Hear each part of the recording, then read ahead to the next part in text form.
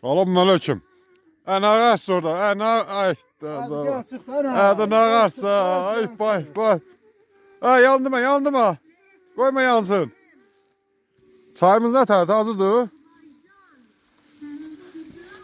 Çayımız ne tarafı? Çay. Vah. Bay.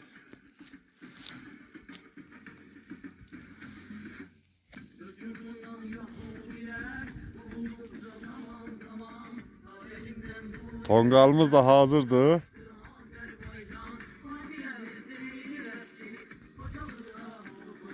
...17 Mart 2026 il iftara yaxınlaşır. Torpaq çərşənbəsi günü. Hem iftarımız hem de inşallah axır çərşənbə tonqalda yandıracağıq. Kalkuz tayası değil abi. Ha, bu tongal.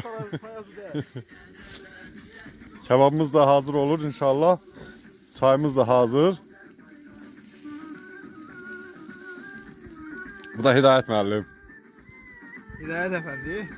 Hansın o dedi ha? Hidayet müəllim. Ooo. Dayan o zaman. Ay diyelim maraklı adamı. Bir defa seni göğe kaldırırlar. Bir defa yere Yendirler.